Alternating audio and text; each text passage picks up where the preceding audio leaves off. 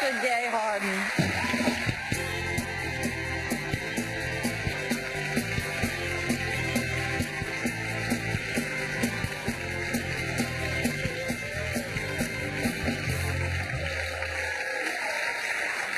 What a movie. Hello, hello, hello. Hello, hello, hello. Valentine's Day won't be the same. Oh, no, it will not. 100 million copies of the books have sold in 52 countries. Movie is the fastest-selling R-rated film in Fandango history.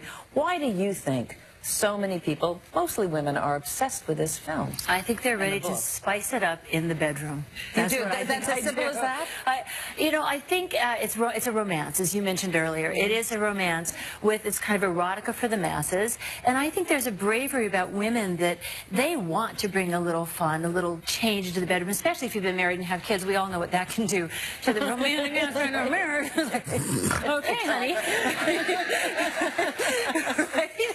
So I think it's fun to play a little bit, to have a little toys. I hope everybody's using a necktie for some ulterior purposes than their husband's neck.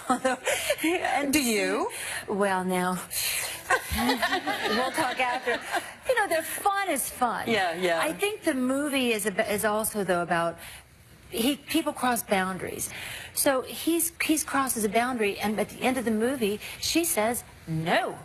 And I think that's really empowering for young girls to be able to know, what is no for you? What is no? We'll play a little bit, but what is no? Yeah. And so at the end, she will not take it. She won't. Demands respect. But. And it is sexy.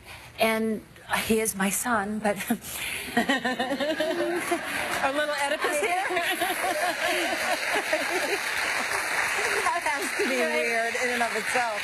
And yet what's funny is that this movie has been banned, I think, in Malaysia, and a lot of people think that it's very degrading to women, you know, that it's insulting to women. I think that's the battle between them in the movie itself. I mean, I think the director kept the movie a romance. I think E.L. James wanted it to be a romance. That's what it is.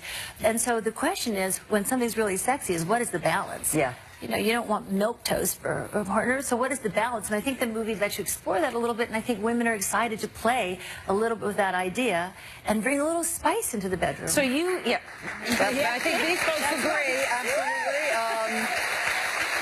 You didn't read the books, so what was your research for your part? When the books first came out, I didn't own an iPad.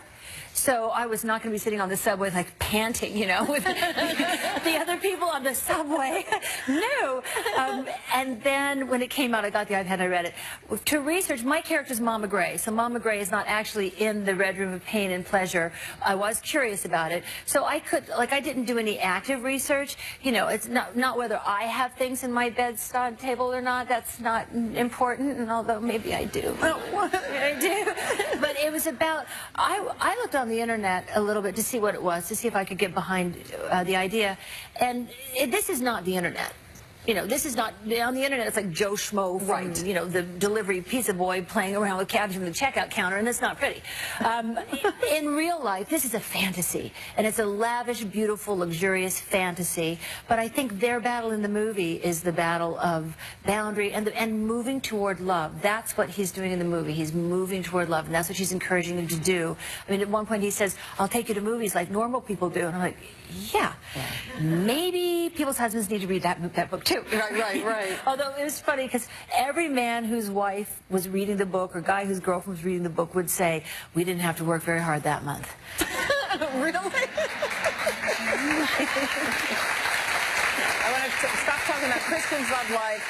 I want to know about yours. You're single. How do you meet guys?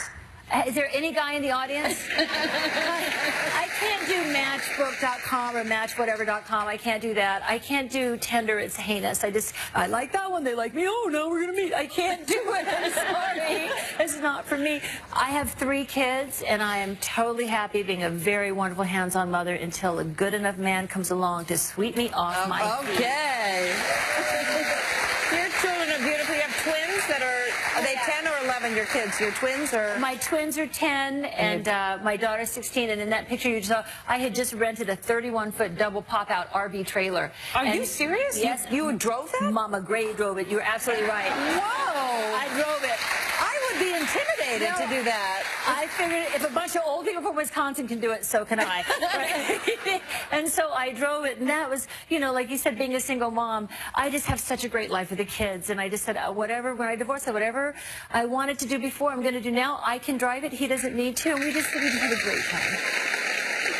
Thank you, Martha, so much. It's a pleasure to have you here. It's nice to be here. Thank you. Yeah, thank you. And don't forget that 50 Shades of Grey opens today. We'll be right back.